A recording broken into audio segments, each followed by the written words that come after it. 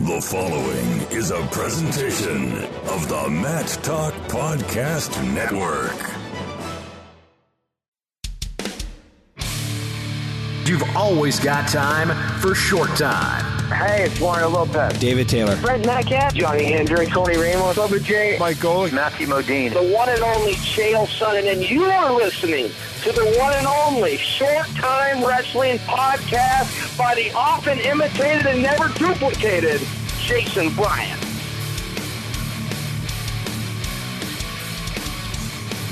The 2017 NCAA Division I Wrestling Championships are coming back to the Scott Trade Center in St. Louis, Missouri, and a lot of wrestling centers around St. Louis, and there's two factions of high school wrestling in Missouri. One's in Kansas City, one's in St. Louis, and another thing that's starting to pop up in St. Louis is the new wrestling club founded by my guest today, Sara Levin, the wreSTL Youth Wrestling Center, and that's spelled W-R-E, and now in all caps, S-T-L, so you get the pun. It's a wrestling club in St. Louis, and Sara Levin, first of all, before we even talk about the wreSTL Youth Wrestling Center, welcome to the Short Time Wrestling Podcast.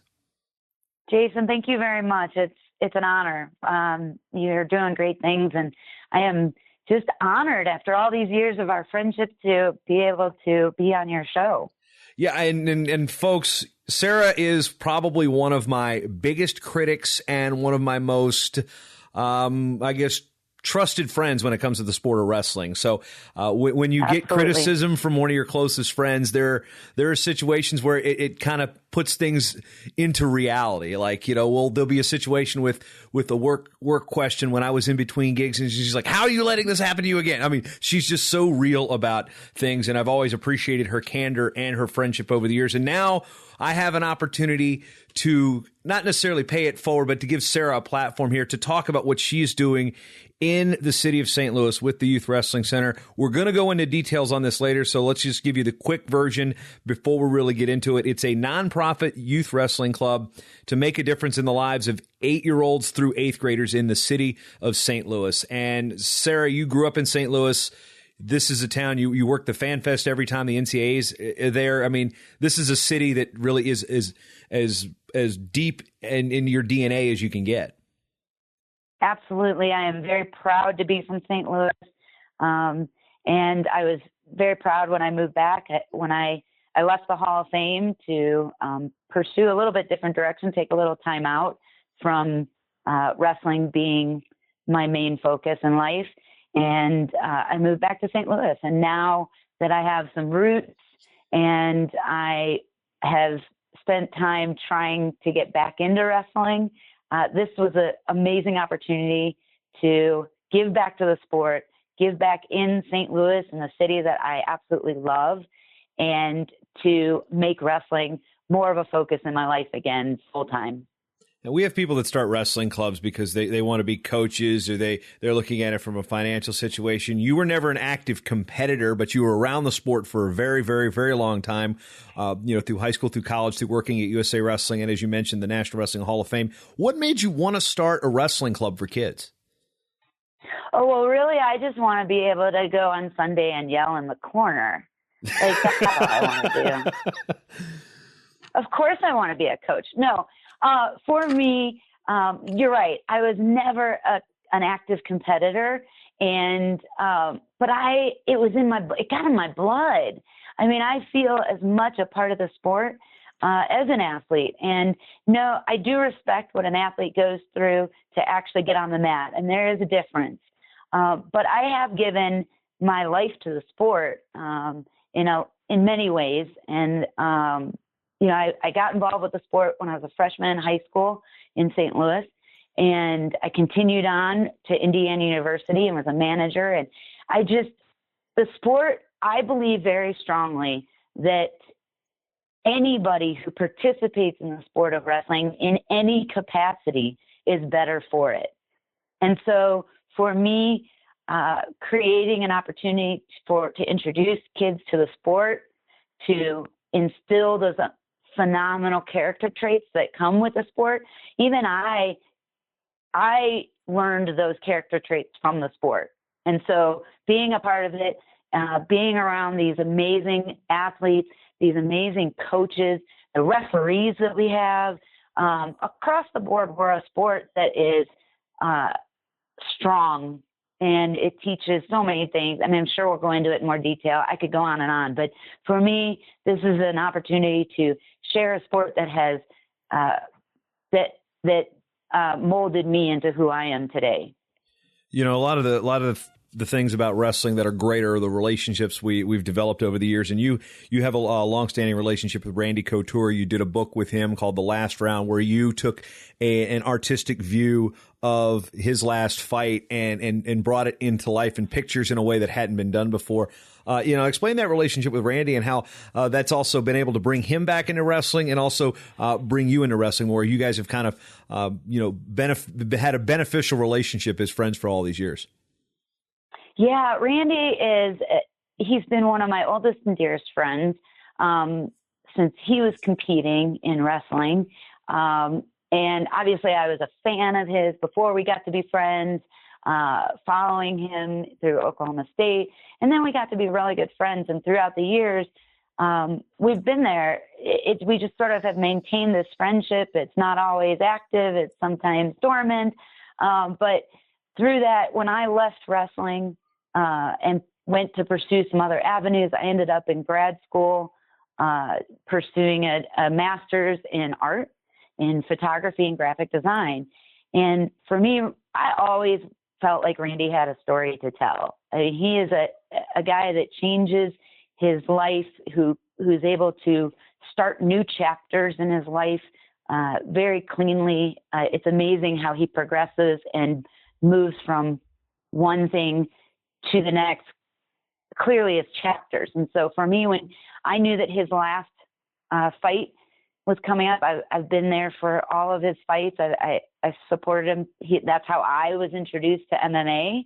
And so I approached him and said, I really want to tell this story of your last fight. You're a legend in this sport, and I want to tell it. And so I did these photos with a Holga camera, which is a film camera. It's a toy camera.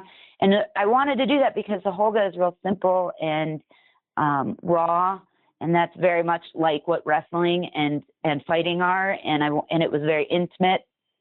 And so we created this book together, which I'm very proud of. It didn't sell a lot, but I'm really, really proud of it. So if you ever get a chance to pick one up, I encourage that. And then, we've continued to be friends. And when I went to open this gym, I said, hey, I need you to would you lend your name to it? Would you help us out? And of course he would. I mean, Randy is extraordinarily generous with his time and his name. He's the most approachable person you'll ever meet. He is 100% what you see is who he is. Who he projects publicly really is. He really is a nice guy. And he's very genuine. And so for me, I wanted to bring him in and I like what he is, what he's done, what the sport has done for him.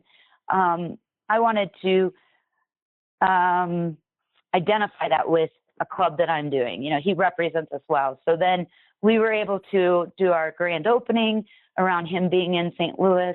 Hopefully, I think I'm strong-arming him into leading practice for our kids on Wednesday of NCAAs. He's been a great advisor as I go along in some of this. I'm able to call him up, be like, hey, what should I do? Or what do you think? And it's great. I mean, he's a good friend and a good person. Yeah, I mean, I realize we're jumbling the timeline here in terms of the starting of the foundations. We'll get to that, but I'm just curious on what there's probably kids who knew who he was, even though they weren't wrestling people, because I'm guessing their parents or older brothers or sisters were MMA fans. I'm sure there's kids coming into this club, even though at their young age know who Randy Couture is, and be like, wait a minute, what? No. Really? I will say that more of the parents. Now, okay. I have a board member who is a bigger fan than anybody of Randy's. Martin Costas is a great fan of his, and that's more, I think more the parents may know who he is, but our club, because of the nature of it, we're bringing kids in who are pretty much new to sports. And so it's weird because you're right. I have this huge network an amazing wrestling family across the world. And when, John Smith, when I told him about my club, I was so proud to tell John what I was doing. He stepped up and said, I want to donate shoes annually. I'll get you guys shoes. And I tell the kids that John Smith is donating shoes. They don't get it. They don't get it. It doesn't resonate to them yet because they're new to the sport. They're new to the family. They're new to the community.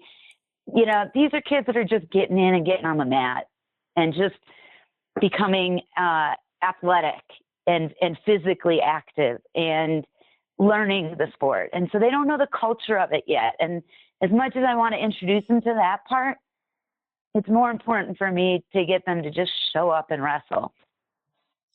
Just show up and wrestle. How have you made that easy? First of all, let's talk about the location. Why did you settle on the location you did for a spot for St. Louis youth?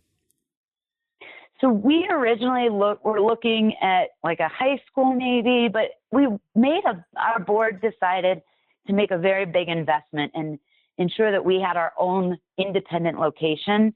We didn't want to be a part of any one high school team. We didn't want to be a specific feeder for a high school team. We wanted to be neutral ground that kids from all over St. Louis could come to, that it would be conveniently located. All respect, much, much, much respect to the Pearlers and Perler Wrestling Academy, to Marcus Hain and his Thoroughbred Wrestling Academy. Much, much respect to them and what they're doing. We wanted to be a little bit more accessible in the city.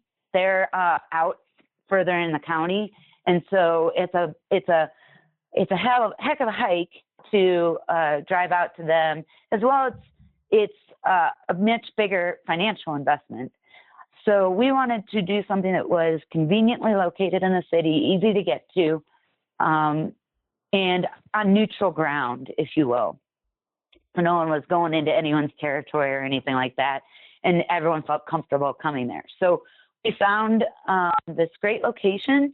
It's right across from the first charter school in St. Louis, but it's in an area called Soulard, which some people are familiar with. It's where our Mardi Gras is, and kind of a bar tip area to live, but it's just south of downtown. We have our own room. It's not huge, but it's a great starter out size. And it's our own space. So when the kids come to it, they're coming to wrestle, Youth Wrestling Center. They're not going to another high school or another gym. Yeah, and with it, it's not just you say it's a youth wrestling center, and you had done some radio interviews with St. Louis Sports Radio. They're talking about it, and it's a place where kids can come and also get their homework done. They can study. They can really kind of be part of this community. How important was it for you to say, okay, this is more than just a wrestling club. There's life lessons being taught here. This is a place for you to feel safe from the outside. 100%. That is a huge part of our mission. Yes, many people will relate it to Beat the Streets, which we are a Beat the Streets club, but we wanted our own identities and we wanted to build our St. Louis identity. And so every kid that comes in, we want a place where they can come, if they can get there early, do their homework, get a healthy snack, chill out, and then practice. We have a athlete code of conduct commitment. We have 6 rules, and then we expand on that. The kids, I go through it with each kid individually to make sure that they're choosing to be a part of this, and they're choosing to be more than just a kid that shows up for wrestling practice. We are promoting things like respecting yourself and respecting others, making good choices. That, good choices are harder to make than bad choices.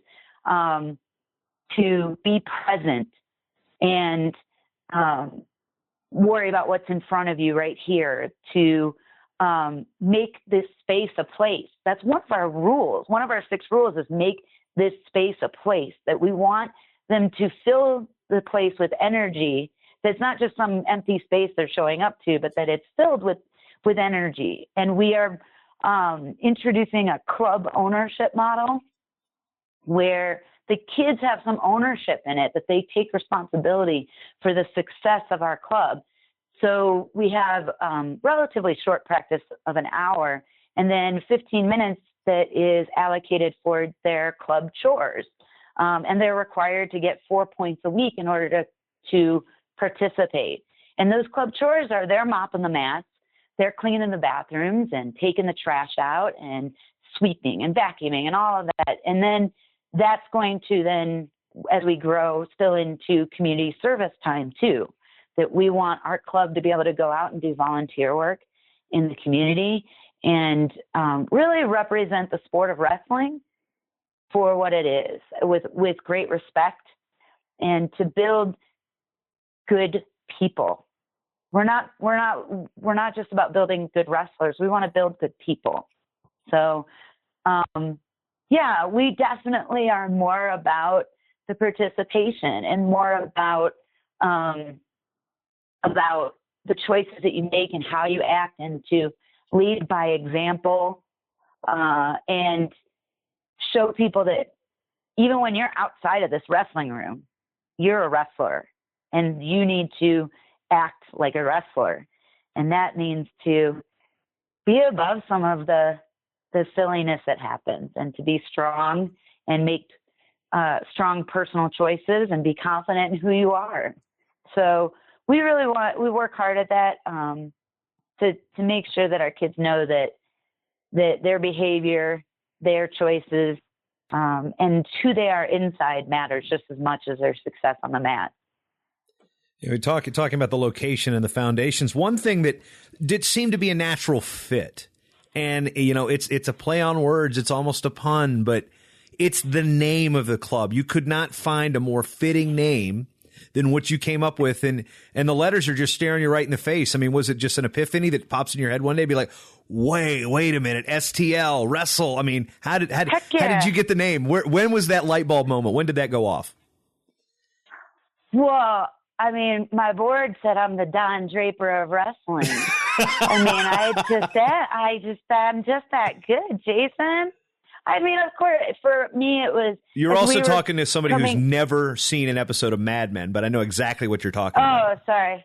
Yeah, that advertising. A guy, I mean, Don Draper just kind of walked in and said, boom, this is how it is, right? Ruffles have ridges. Sell it. Go. It was go. Right. And so it really was kind of that I have a background in graphic design. I have done a lot of this before. And so for me, it was just natural. You just see it. You're like, how we combine St. Louis. We just really wanted to promote this St. Louis image. Like we're very proud of being in St. Louis, and the city, we saw a great need in the city, that there is kind of a wrestling desert in the city. There's only a handful of high school teams. There at the time were no other wrestling clubs in the city. There's one other there that started around the time as us. They're a little bit different, but similar kind of concepts. But we were creating the only opportunity in the city, and our board is comprised of people that are very proud to be a part of St. Louis and the community organizers from the city. And so for us, it was a natural that once we saw it, like once I wrote it and I said, there it is, guys. I mean, it's right there. They're like, that's it. And then I worked to create a logo for it that obviously incorporated some common imagery of St. Louis, the arch, but to show the strength of the sport, and that we want to build champions. I know it's such a cliche to say, we want to build champions in life as well as on the mat, but that's the image that we wanted to portray. And it came about real quick, and we went with the colors of the St. Louis flag. We have kind of a secondary logo that incorporates the St. Louis flag in there. And so when you think of us, we want you to think of St. Louis and the strength of St. Louis and building the sport up. Yeah, there's no doubt where this club resides. I mean, you handed me a flyer and a sticker at the Midlands, and I gladly affixed it to the computer here. And we appreciate that, Jason. That was a huge. I'm here with Jamie McNabb this week for the Schultz, and I told her, I said, you should see the prime real estate that Jason gave us. Well, it's also prime real estate here on the Short Time Wrestling Podcast. I want to jump back to something you said about one of your 6 rules. I grew up going to the Boys and Girls Club during summertime, and there was always these rules we had, and we called them the Big Five. I think I can remember them. If you put me on the spot right now, I probably can't, but it was like no running. It was something like no running in the halls, no throwing things unless it's a ball in the gym, no foul language. We had Big Five rules that we had to adhere to, and they were pretty simple. I mean, it made it simple. Let's talk the 6 rules. You mentioned one of them already. What are the 6 rules? So our 6 rules are not quite as straightforward and commonly, I guess.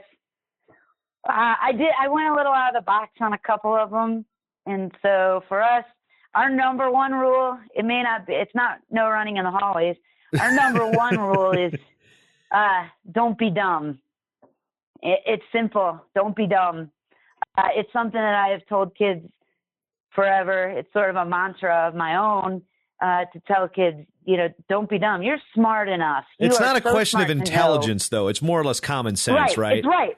That's the point. It's right, and it's a matter. It's when kids hear that rule, they know what it means. They smile. They remember it, and it's pretty darn straightforward. Don't be dumb. And it's broad and clear. So, and then our second rule is be present. Again, a little bit loftier concept. It's more conceptual, but I believe that if we teach our kids some conceptual things, that they can fill it in and they will absorb it and understand it. So for me, it's be present. When you're here, and you have to put 100% of your attention in what's set before you. So all the stuff that happens to you during the day, fights with family or at school with a teacher, whatever, leave it at the door. Come in and be here, be present, be on the mat. Our rule number 3 is make good choices. Very clear. Make good choices. Good choices are harder to make than bad ones. And if you're making good choices, then you can take responsibility for that. And we do make sure that kids know that they have to take responsibility for their choices, good or bad, but make good choices. And then number 4 is respect yourself and others. No matter what, win or lose, you need to respect yourself and respect your opponent. You need to show respect to the people around you that are helping you. And I think it's hard for kids to remember that I teach them that, and it's in our code of conduct, that respect is the greatest gift you can get from someone, and it is the greatest gift you can have to give. Doesn't matter how much money you get in this world. If you don't have respect, you got nothing. So, and that's what we want to teach kids. Rule number 5, make this space a place. Again, a little more conceptual, something I learned in art school about filling something with energy, activating the space, that this isn't just some blank slate that you're coming into. And then our last one, a little more nitty gritty. I am not a fan of a dirty room or any of the skin diseases that come with the sport. So rule number 6 is clean house, clean bodies, clean mind. We want to make sure that kids keep our space clean, that they're wrestling on clean mats, they're mopping the mats every time after they're used, that we have shoes that they utilize while they're at practice. So when they finish up, they have to spray them with some Lysol, just like at the bowling alley. They are encouraged to go home and shower with a washcloth and all these things that, no, we're not a real intense club yet. That's probably not as big an issue, but I believe in starting them off strong and I want to eliminate ringworm from the sport of wrestling. I'm going to be in complete agreement as far as the ringworm thing, even though that's the thing. I never got it. I never got it because I followed. Hey, you're showering before when you're in high school, you can kind of, you can do, okay, you're showering before, you're not leaving this place without a hat on your head. There were so many rules that we had to keep from getting sick and getting ringworm. So I'm with you there. One thing that you're dealing with a lot of first-time athletes, a lot of first-time wrestlers. And I had a long conversation with Daryl Weber on one of my other shows, the Attack Style Wrestling Podcast, and we were talking about the level of fun, the use of the term fun in wrestling. With kids this age, where is the line between making it fun for them so they want to come back and then also using it as a teaching tool? I mean, I'm guessing it's probably not very highly intensive right now. You're not getting into, all right, we're going to break down the crackdown finish here. It's more or less an activity. And it's a game. It's a sporting activity that they're learning. I mean, how do you balance the fun with getting into their heads that this is a sport that you get to compete in? Right, and that is an amazing question that I don't have the answer to. That we only opened in May, and my coach is. He was an assistant coach for high school. He wrestled in high school. He's a great athlete. He, though, doesn't have a huge history in the sport. He wrestled 3 years in high school and then was an assistant wrestling coach at a high school. So he and I are working to figure out that balance. And then the fact that we have 8 years old through 8th grade is also a big challenge in our room because everyone's in the same room in the same practice right now. We are just starting out. And so in the beginning, we weren't even going to compete. In fact, my board had to kind of talk me into doing any tournaments this year, just because I really wanted to focus on getting kids in the door and just introducing them to the sport. And I was nervous about the competition. We had our first tournament, and it was great success. And, of course, I loved being able to coach, too. I mean, it's fun and intense and tiring, but it was great. It was great. I got competitive once we were there, for sure. If you know me, I can be a little bit of a competitive person and I can be a little intense, but you don't really see it as much when I'm at the club. But I feel like if you're going to show up to compete, you better compete. And so it's tough. We do have a lot of games. I mean, our kids, they beg every day. They want to play Bulldog, or they want to play the toe touch game. And I'm telling you, I could do an hour of the toe touch game and they'd be happy. But that's not what we're about. So it's a really tough thing to figure out what the right balance is. And as we have an open enrollment too, which means kids can join in at any time. So we have kids that are in their first week in the same practice as kids that have been there for a few months. And that's tough.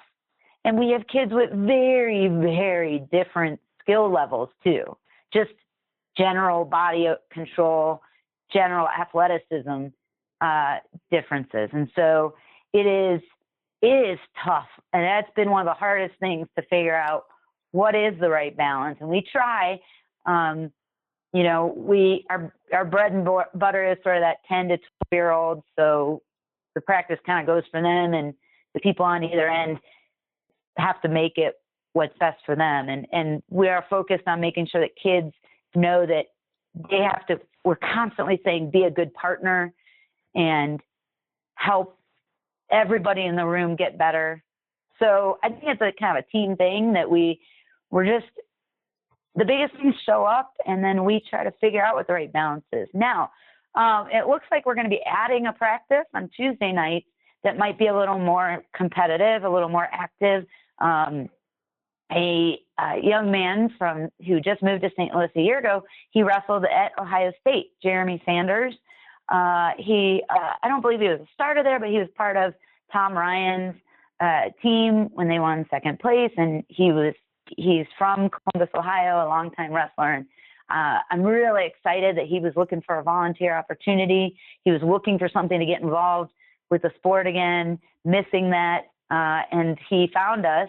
And I think we're going to introduce a little more of a more competitive practice on Tuesdays that will have a little more live wrestling, a little more technique for the kids that are kind of stepping up to that next level a little bit. But, we're still going to have a lot more games than probably furler wrestling because we just have a different focus.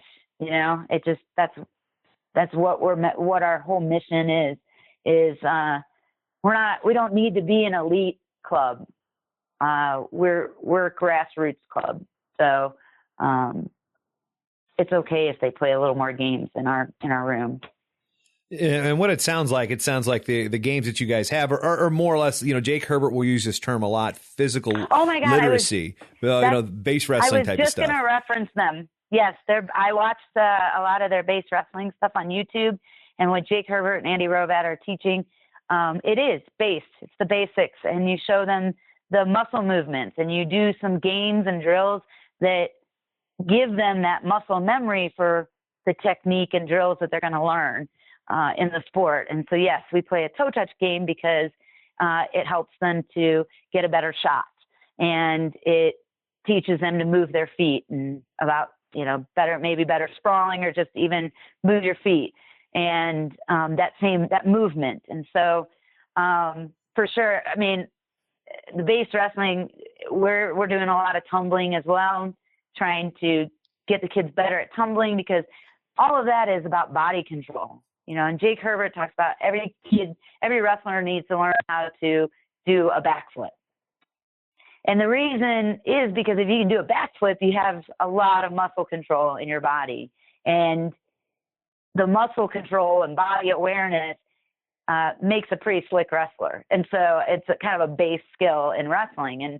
And so, yes, tumbling and gymnastics and games are all a part of learning the sport because that's what builds up that muscle memory to the movements that you need in the sport. Yeah, one thing that I'm curious about in dealing with the new wrestling club in St. Louis is there is a socioeconomic situation to deal with. I don't know if situation is the right word, but you're going to have some lower income and middle income families coming in. Again, first time into the sport. And we talk about barrier to entry in wrestling a lot, especially with like the singlet debate.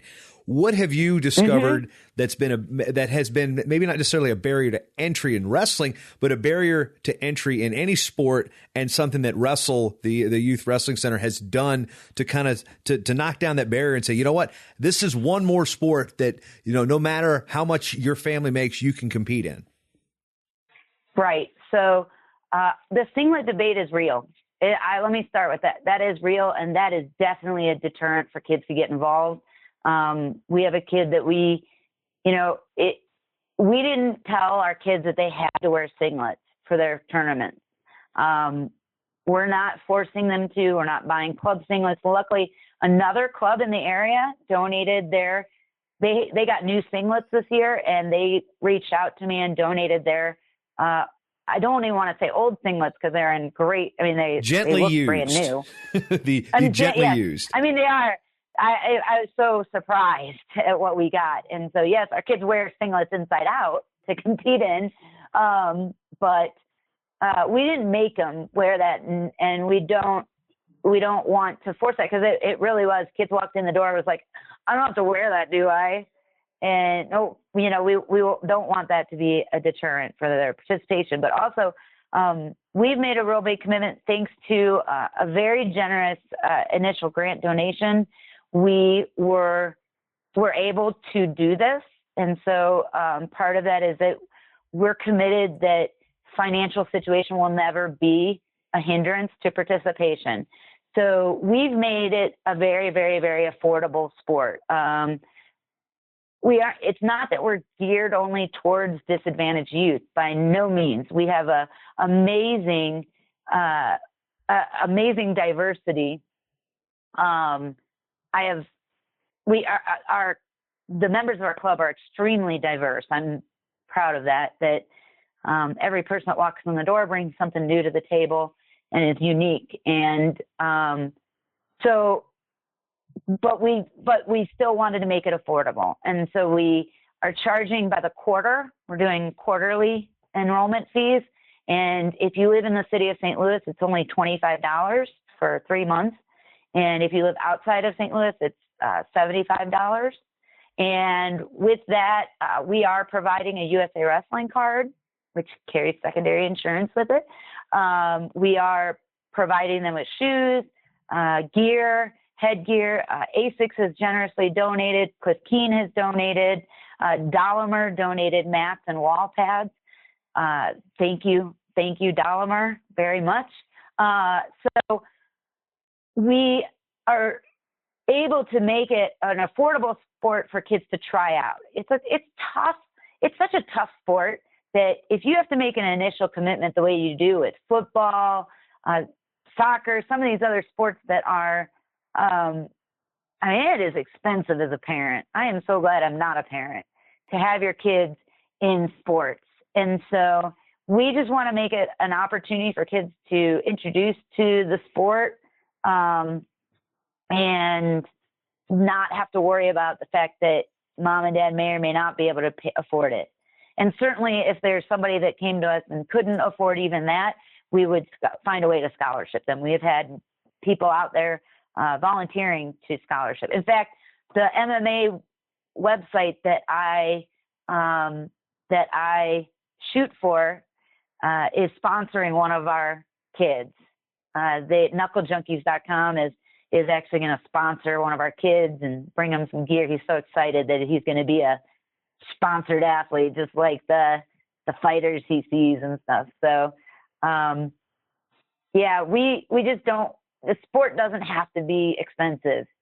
And I think that the initial investment should be minimal. And I want to thank USA Wrestling too, because we are a Beat the Streets program, because we're building the sport in a city that needs it. USA Wrestling is helping us out and with a lot of guidance and some help with the memberships to help offset some of that cost of the fact that kids walk in the door and we get them a membership card and they may not come back 2 weeks later. We don't know. We hope they do, but we're at least getting them in the door to see the sport. Maybe it's not for them, but maybe it is. And so we're really committed to that, making sure that financial situation, money is never the deterrent. That shouldn't be the reason that you don't come to wrestle. Yeah, and play on words there. Come to wrestle and right. Come to wrestle. Exactly. Absolutely. You'd mentioned, I'm Don Draper. And of course I know this, but and some people that don't know this. And you said you're not a parent. And what is the question you most often get from parents that bring their kids in for the first time, and they see you kind of running the ship? They're going, well, wait a minute, you don't have a parent in the program. You're a woman. What do you get out of this? And what are you doing this for? I mean, let's be quite honest. We know that this is still a male dominated sport, and it's still got its degree of misogyny with people like, not willing to let, women coach in certain places if they've got kids. I mean, I guess the question is for the person who's going to be, not cynical about this, but questioning your involvement. What is your involvement? Why? What is your answer to them? Well, I think my answer goes back to what we originally talked about. It's just that the sport has given me so much, and I believe so strongly in the sport, and I believe it is the greatest sport. I mean, it is the toughest sport, and it teaches both teamwork and individuality. And so for me to be able to grow this sport that I have gotten so much out of, even not being a competitor, in my roles that I've had over the years, that's why I do it. Now, I will say that's probably the number one question I get asked is just, well, did you wrestle?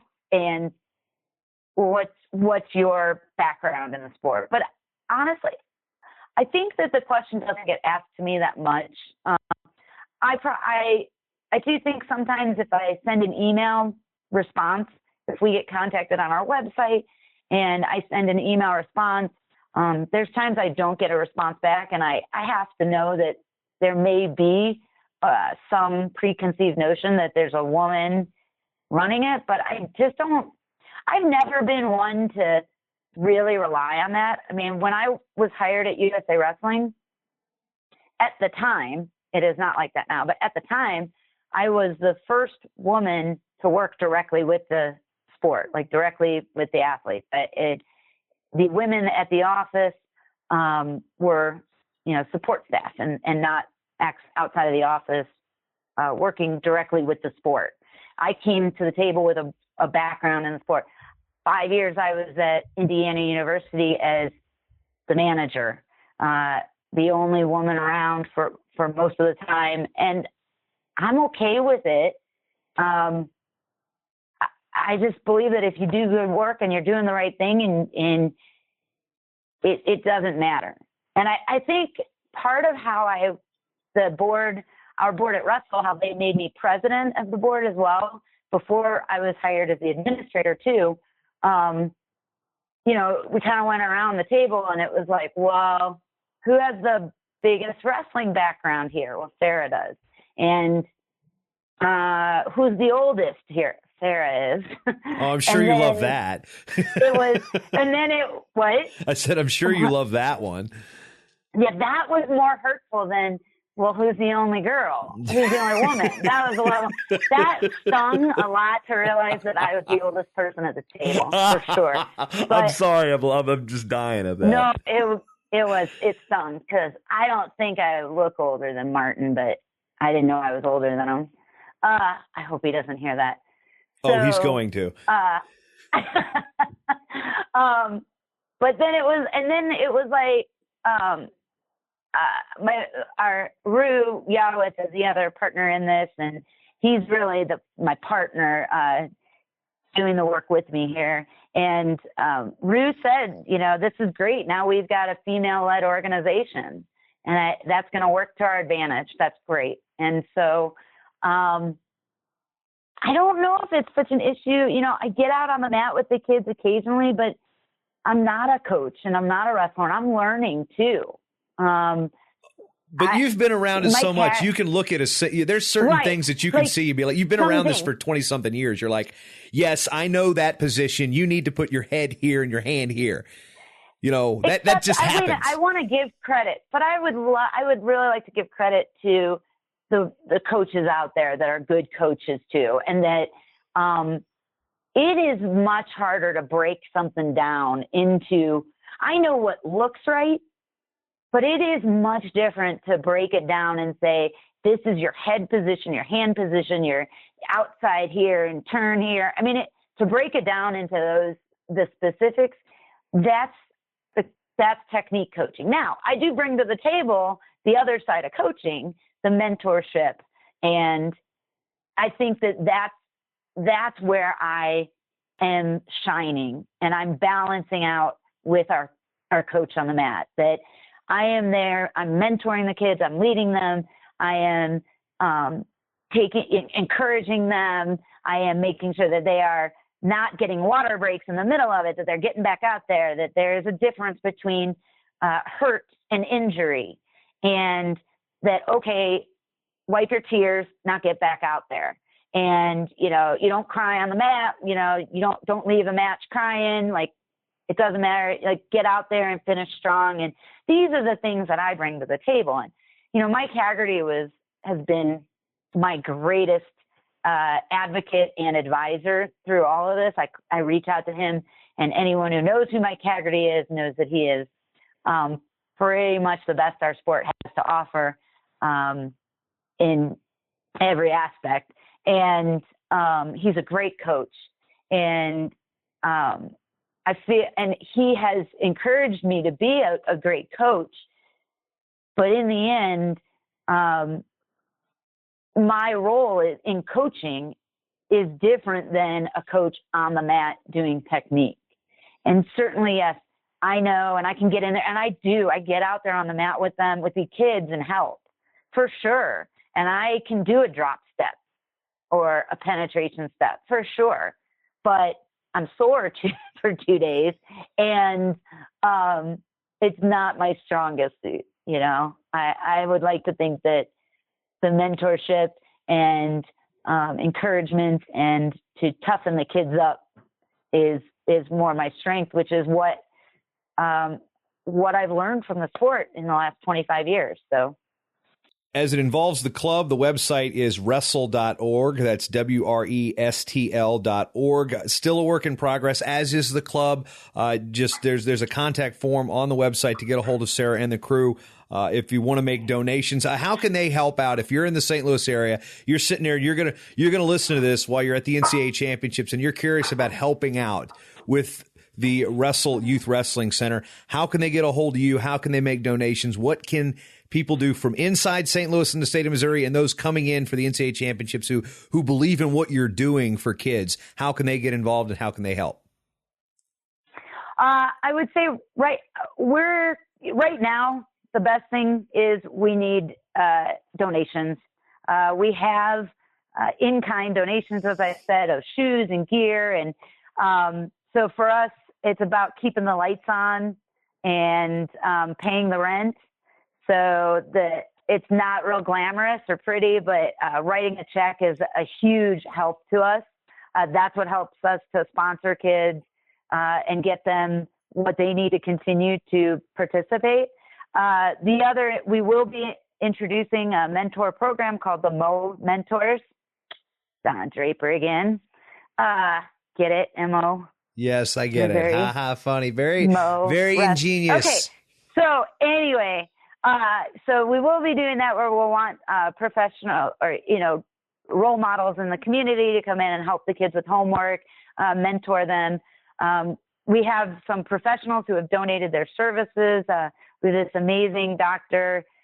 He's a occupational neurologist, I think. He's helped our kids with a couple of our kids who have some issues. He's mentoring them and helping them.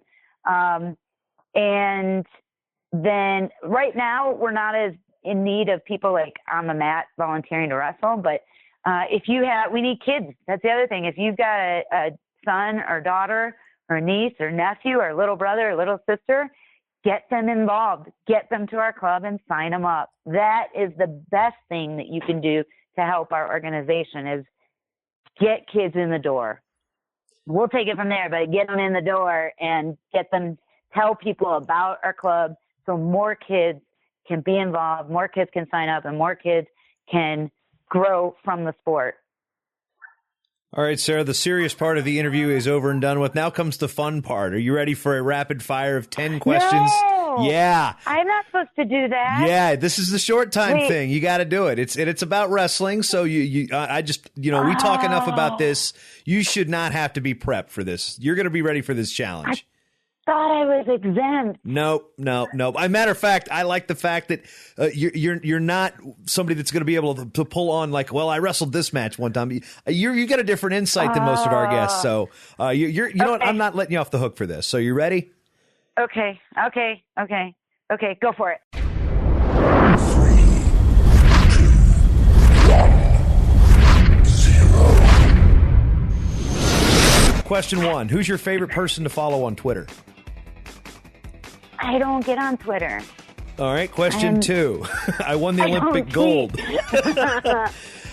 Question 2. You win the Olympic. Jason Bryant. What? Okay. Thank you. Good answer. Okay. Now we can get to question 2. You win the Olympic gold. What do you have for dinner? Sushi. It's a good question. I took Abby out to sushi for her birthday yesterday. It was phenomenal. So big. It was sushi. Yeah. Like when and for me it's when I don't win, when someone else wins the gold, right? And it's a big sushi celebration always, or it's a sushi pity party. Either way, it's sushi. Hey, you know what? That's fitting because we're going to Tokyo in 2020. So anyway, there you go. See. Question 3: who's the best wrestler people don't talk about? Oh God, there's so many. Currently or previously? Somebody that you know that's like, man, this person doesn't get the credit they deserve. They don't get talked about enough. Oh God, there's so many, and I think Jameel Kelly. People forget that guy's an Olympic silver medalist, and Stephen Abbott, as much as it pains me to have to say it, but Stephen Abbott, I think he was so unique in what he did and brilliant on the mat. And again, an Olympic silver medalist. And Jason, you better correct my you're right. You're right. Facts if I'm wrong. Okay. And he got overshadowed in college by some other dude that was winning a lot of NCAA championships while he was.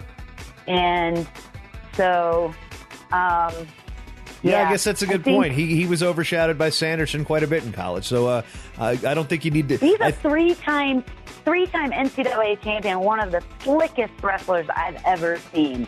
And, he's the guy that did capoeira as a warm-up. And to this day, he's one of my favorite wrestlers ever to watch wrestle. And I think he did a lot to the sport, but people kind of forget about him because, he was in the same age bracket as Kale. And your time at Indiana here for question 4, I'm sure you're around it quite a bit. Your all-time favorite flavor of Gatorade? Oh, blue. I'm going to go blue. Favorite video game of all time?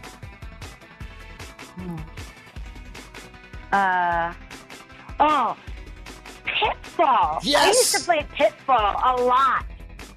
That's why I can come up with Pitfall. Okay, and so I play Pokemon Go right now, but I'm I've never played Pokemon Go. I'm gonna hit level 30 and retire. I have no idea I know what Pokemon Go is, but I've never played it nor downloaded. I will say I'm a this. badass. I'm level 29. I'm gonna hit 30 and retire. I'll say this. I played Pitfall 2 days ago. Nuh-uh. Yeah, I am a retro gamer. I got a way to play those old games. So yes, I Pitfall. I've even got the hacked version with no walls, which is kind of like cheating. What about Oregon Trail? I played a lot of Oregon Trail. See, I don't have an old, trash 80 computer to run that. I can play a lot of Sim City, though. We're showing our age here, by the way, because these are things the kids are like, what? You already did that. Yeah, well, we didn't say... outed me. Well, no, we didn't. You didn't really out anybody until you brought up Pitfall, which I think those of us born in the 70s are going to be like, yeah, I remember that game. All right, let's move it past the age. Okay, your favorite international wrestler of all time? Oh, most people know this one. The Bela Glazov, I think, are my favorites. Together, I'm close with both of them, and Sergey Bela Glazov is a eight-time World Olympic champion, and Anatoly Bela Glazov is 4-time World Olympic champion, and I think that they don't get enough credit either. Those are two people that kids, you need to know who the Bela Glazovs are. Like, you can know who the Big Bear is, and you can know that guy that Rulon beat, but you should learn who the Bela Glazovs are because they're my faves.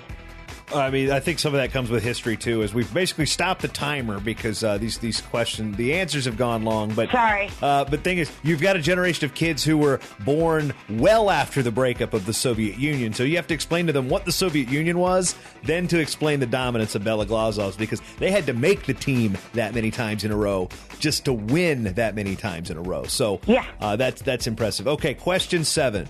What move? Okay, how about this one? What move would you rather teach your kids at Wrestle? The John Smith low single or the Jordan Burroughs double? John Smith low single. Sorry, Jordan, but John's donated. Okay. Oh, challenge thrown down. I'll take that. I'll have to. All right. If there's one guy from history you'd like to wrestle, who would it be? And this could be wrestler, historical figure, president, whatever. Wrestle? I mean, I've pummeled with Steve Frazier, so yeah, I think we fair. have two. I have two, so that's not. It's not an enjoyable experience. No, but I did it. I don't know. I don't know. I mean, but I feel like I have gotten mushed by my favorite people as it is. I have been mushed by Randy Couture. I've wrestled around with Sergey Bela Glazov. I've had the greatest life in wrestling. I don't have an answer. Okay. Because I've already done it. Number 9, funniest wrestler on the team at Indiana during your tenure? It's a tie, I think, between Andy Trevino and Roger is not funny. Elliott, Rube. Oh, but Mike Powell. No, Mike Powell wins. Let's go with Mike Powell. All right. And number 10, what is your spirit animal? I should know this. You might have to edit out the pause here. Nope. I'm just going to let it go because it's more fun this way. Bulldog. All right. English or American Bulldog? There's a difference. American Staffordshire Bull Terrier. Okay, that's you went from bulldog to crazy specific. Okay, dog lovers out there are going. You are the new wrestling version of the Westminster Kennel Club or whatever. But Sara, you're now finished up all the questions. As painful as that may have been for you, and as unprepared as how we do things. So I just want to give you another opportunity to final pitch for the club, where they can find information out about it, where they can donate, and where they can maybe even come up to you and talk to you about it at FanFest, because you're working FanFest this year at the D1 Championships. Yes, I will be at FanFest running around managing the wrestling stuff there. But you can find us at wrestle.org, and we'll have a new website up shortly. You can email me at wrestleclub, that's WRESTL club at gmail.com. And you can find us on Facebook and Instagram and Twitter, although I don't tweet much. But I highly recommend following us on Facebook. Again, Wrestle Club. We post a lot of updates there on Facebook and communicate through that way, even though it's not real hip. But you can see videos of our room and our kids having fun, and our dog Scout, our gym dog, who warms up with them.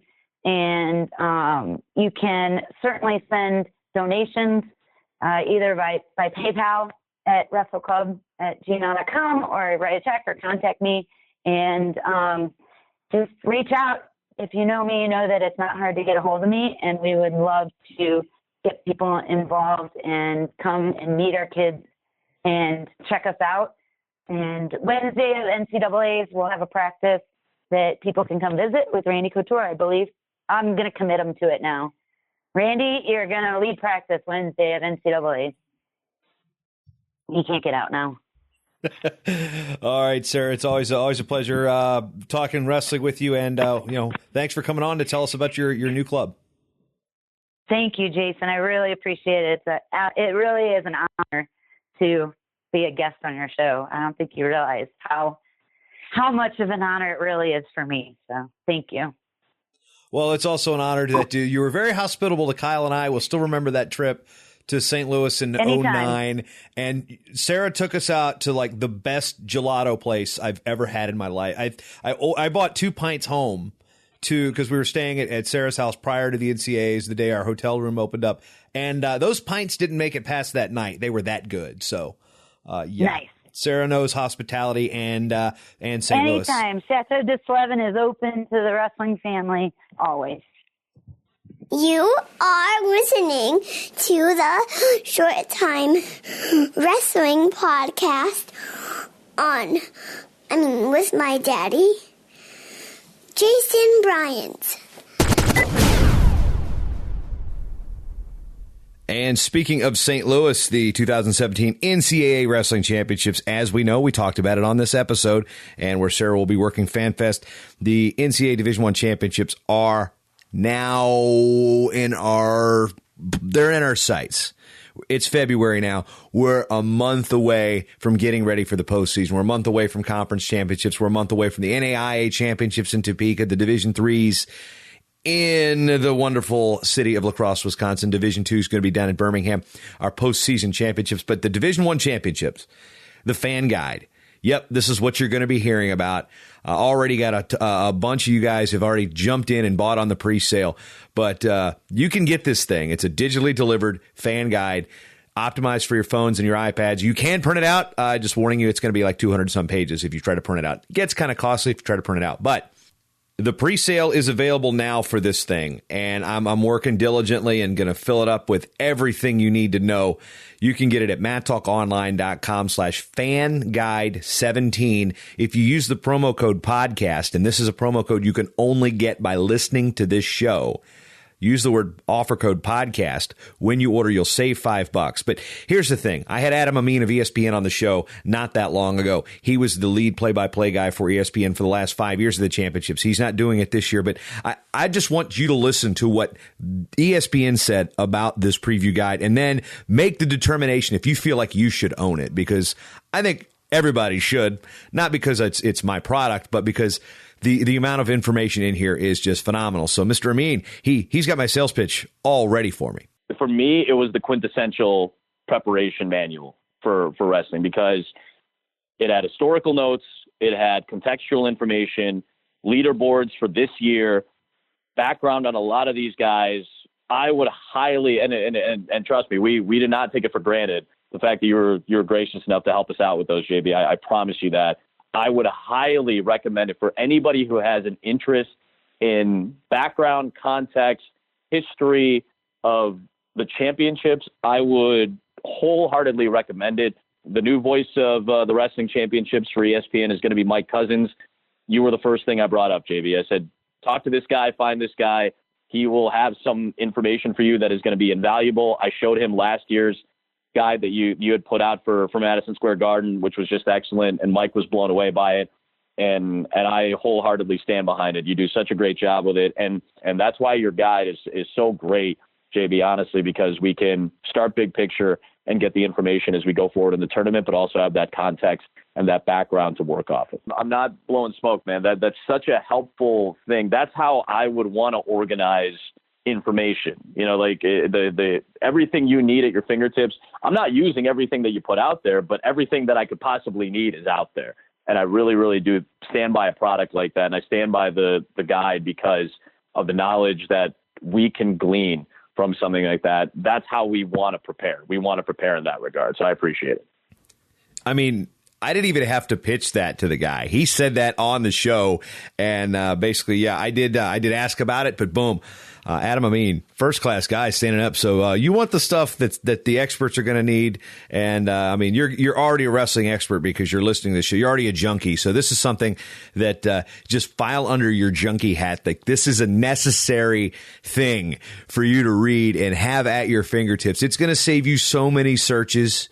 So many Google searches, so many searches on track. It's going to save you all that time. You're going to have it at your fingertips. And if you're in one of those drafts or pick'em contests, this might be the secret weapon you need. Now, granted, if everybody in your league, which I highly recommend, does pick up the guide at mattalkonline.com/fanguide17, then it's on you to see how good you are. But if you want that competitive advantage, you want to step up on all your friends, you want to take home the championship and the JID belt, well, guess what? This is your opportunity. mattalkonline.com/fanguide17. Okay, enough of the infomercial voice. That's all you need to know for now. If you like the network and you like what we do, and you want a way to get these digital guides as part of your team membership, go to mattalkonline.com/join the team. A couple things I want to throw out there real quick. Apparently, the United States is not going to be allowed to go to Iran. I hate politics. I hate discussing politics. I hate even thinking about politics. But, yeah, that sucks. Secondly, on a more positive note, nearly 700 people checked in to Cy Melby Hall on Thursday night for the annual Battle of the Bergs.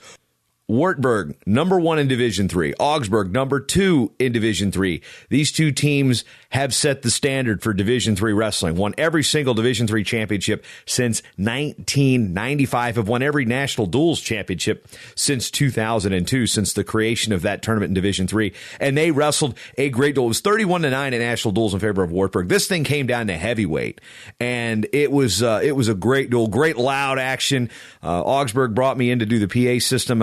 local news was there. I mean, Sara Levin's a big affiliate, NBC affiliate, and actually they've actually done a story on me, so I kind of like Sara Levin. But they were there. Eric Perkins was in the house, so a lot of good stuff. Got to see my buddy Nick Slack, of course, always a good time when the Slack man, he actually had his PA announcing, I think, debut, getting to announce his alma mater, Scott West. You know, we talked about that on the D3 show, but good to see Nick Slack and a bunch of my friends. Jordan Holm was in the house, saw Joe Rao. He was eating. Actually, no, he was going in to get a workout. But Battle of the Bergs, one of the most fun wrestling events that you can get to. So if you're ever in the Minneapolis area when Augsburg's hosting, or in Waverly, that's in Iowa, folks, when Wartburg is hosting, this is something you just got to get to see. It should be a wrestling bucket list item. I can scratch it off now as my wrestling bucket list because I've called it on a webcast and now I've done the PA. And I tell you what, hey, Coach Keller, I'm for hire, man. You want that same treatment next year in Waverly when you host? I can make the trip. Gun for hire here. Anyway, thanks for Jim Mulsoff and Jeff Swenson, Don Stoner, everybody at Augsburg that really hooked it up there, because you know it's easy for me to get to Augsburg because it's about 12 miles from my house. If that, it's probably like a 15-minute ride total. It's probably like 5 miles because traffic here kind of sucks sometimes. But yeah, Battle of the Bergs was fantastic. I cannot wait for lacrosse. It looks like Augsburg is really starting to fire on all cylinders. You had an upset. You had basically a backup beat the number 2 guy in the country. Crazy things happen in this rivalry. And it's really, from a wrestling standpoint, one of the great matches. And don't scoff because you think, oh, it's Division III, and don't give me that elitist attitude that you're only going to watch the best. If you're out there and you like competitive wrestling entertaining type of events, the Battle of the Bergs, the history there. And it's not a super long rivalry. It doesn't go back to the 40s. It goes back to the mid-90s, but it has all of that power that these two teams are just constantly boom, boom, boom. There's a lot of respect and there's some animosity there. Eric Keller got really fired up. The Augsburg fans were, I mean, he's what's he doing on top guy made an appearance. I mean, it was so much fun. So much fun just to be in that atmosphere. And you know what? You can look at, 700. Well, it's a small, the place seats about 2,000. So, I mean, the whole home side was full. They were on top. It's great, folks. Give Division III wrestling a shot. Give your local NAIA program, your D2 school a shot. Adopt a local program near you. Become a fan and bring people to these matches. Because I guarantee you, if you would have brought a first-time sports fan to that match last night at Cy Melby Hall on Augsburg College's campus, they will want to come to more wrestling events. That's what I've got to say. Because you can spend 2 hours watching a fantastic dual meet and get hooked. It happens. It happened to me. That's how I got involved in wrestling, was somebody brought me to an entertaining wrestling dual meet. And look at where I am 22, 23 years later. That's how it can happen, folks. You spend that time with wrestling, and you end up making more wrestling fans. Speaking of time, I'd like to thank you for spending your time with me, because you've always got time for short time.